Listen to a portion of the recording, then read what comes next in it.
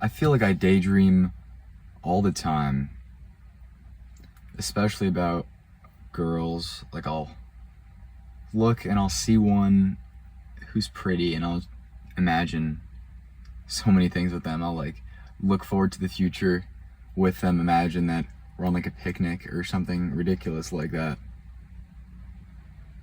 Like at church today, actually, well, there's this one girl from my high school who's, I never spoke to her before. She wasn't very popular. She was on the volleyball team. She kind of, I think she was kind of nerdy a bit, but she was cute. And I thought she was potentially attainable. So, I wanted to talk to her at one point, but I never got the chance to. But I see her at church every once in a while, and she's with her boyfriend. So that kind of sucks, right? And then there was this other girl at church, not today, a couple weeks ago, but I see her there every once in a while. And she's probably my ideal woman, like seriously. She has kind of light hair, but it's not like exactly blonde, but it's relatively light. I don't think it's dyed because again, it's not like super, but it's hard to tell. Very beautiful, very like modest, like a traditional woman. She was wearing this dress type of thing where I don't know how to describe it because I don't know women's fashion very well, but it's not like, obviously not like a prom dress or like any type of formal dress, but it's like maybe a dress that they would wear in like the 1950s or something, kind of, like a casual wear thing. Well, not super casual because it's church, but it looks nice. It really looks like you're covering yourself up, and she looks like a sweetheart. And when we did the peace offering, she like turned around and like we're like, oh, peace, but she's so sweet, like her, I don't know. But I kind of knew that she had a boyfriend, which really sucks. He's decently attractive, definitely not bad looking. The first girl though that I was talking about before, her boyfriend is like, I don't know, definitely not, like these guys are definitely not chads is what I'm saying, but it's definitely about their personality. Yeah. Well, no, it kind of is though, because they definitely have kind of that sort of like masculine, not caring personality. I mean, I don't know. I don't know exactly what it is. Maybe it's like self-sabotage, but it's really hard to imagine myself with a girl. Simply because I don't think I'm like the normal archetype of guy. I'm definitely more of a romantic type. Which, if you're a boomer, you would think that helps, but it's the exact opposite. Of course, it would be nice if you could find somebody that kind of matched that tone. But among women, I mean, come on, those are really rare. It's the opposite of what most people think, but it's true. But this girl, I honestly thought that she was around my age, right? And then, because I've seen her there maybe like a year or two ago. I remember seeing her and I was like, wow, that's the most beautiful girl ever. But then I do a little digging online to find out who she is, and then I find out that she's literally, I think, 27 years old, or she's turning 27, I think. Like, what the hell? I was so shocked. Must be good genetics, or maybe I'm blind or I wasn't looking. Like I wasn't paying that much attention, but I genuinely thought that she was no more than 21, 22, and it turns out she's 27. But then I find out, so obviously my chances are cooked there, right? But then I find out, no joke, that she's getting married. That boyfriend proposed to her, and I was like, that's great. That's so fantastic, right? My life is so great. Yeah, I'm sure they'll be happy and everything. The thing is, okay, this is gonna be some cope. I'm gonna be some cope in here, but maybe she's not all that's cracked up to be, right? Maybe she is beautiful, obviously she is, but maybe there's something in the past, I don't know. A lot of church girls, I think, they use it to like forgiveness and stuff, but they're trying to cover up basically their past actions. They're kind of use it as a disguise in a way, and some of it's almost subconscious. And also, I don't think that being a church girl, going to church, has any indication of your morality, like at all. Seriously.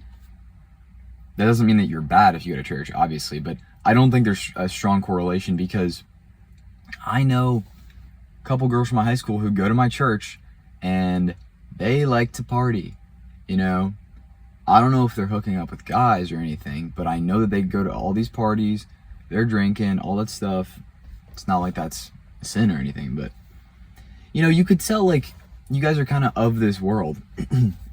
That's okay, we all are, but I don't know. I think, again, people have this notion, especially people from generations past, that, oh, the good girls, they're at church, buddy.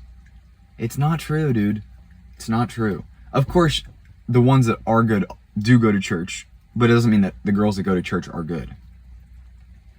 Like, again, I mean, can you imagine you get yourself a church girl like Sarah Stock and you think, oh, this is going to be so great, got myself a modest girl, she's one in a million in this modern world.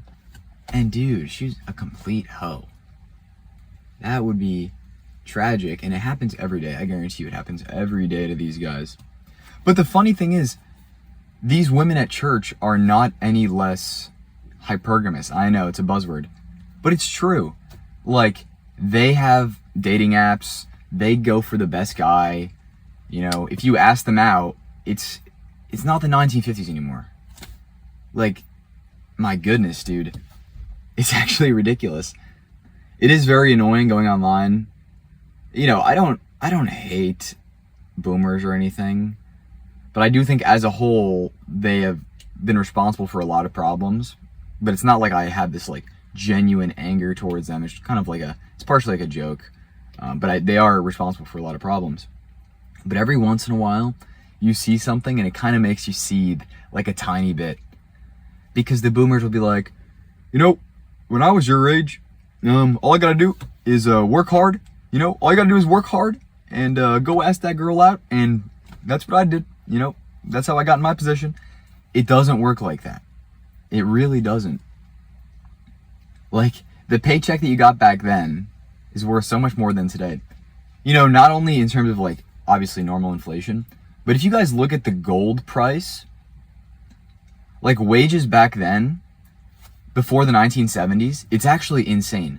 Before they took it off the gold standard, if you took every dollar that you earned and converted it to gold, which is what the dollars were back then, they were backed by gold, versus now, dude, you'd be earning, I forget, but it's like 50 or 100 times as much money as you earn in gold now.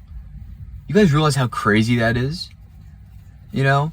I mean, that's insane, because again, it's not like gold is an actual investment. It doesn't produce any value, really.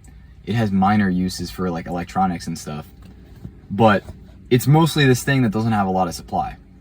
It's not like a company which is supposed to boom like Amazon. All right, I get it. If you bought shares of Amazon, that's not a good comparison because it would go up like crazy. But gold shouldn't do that. Okay, it should be relatively stable. But that's what it was. Like, currency was gold back in the day.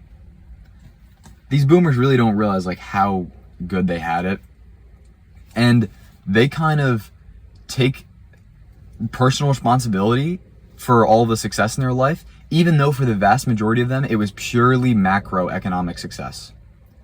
For instance, since like, what is it, the 80s, I think, interest rates have gone down, like only gone down up until 2021 or 2022, when they started going back up again. They only started going back up because they basically hit zero, right? If you can get a mortgage for 2.9%, I mean, come on, like, that's ridiculous, dude. And the funny thing is, if you got lucky, or you had enough money saved, etc., during that time, and you bought a house, that was a masterful plan, right? like literally getting money for 3%, and then you could invest all the rest of it in like the stock market or something. Dude, you could even buy like government bonds now yielding like 4 or 5%. So it would have been such a good play, but of course you can't predict it, and you have to have the resources to be able to do it at the time, you know? So they got really lucky, but the boomers got lucky because they were able to buy the houses before the time where the interest rates went down all the time, you know? So when the interest rates started to go down, all the prices of the houses start to go up. Why? Because money is now cheaper. People have more access to it. There's more demand for housing, essentially. So they rode that wave. The stock market, they rode that wave. They rode all the waves up. They rode the immigration wave up. You know, the thing is, when you own assets, you do well when immigration, because that, again, increases the demand and increases this supply of labor. So you have to pay people less. I mean, they got lucky in pretty much every respect.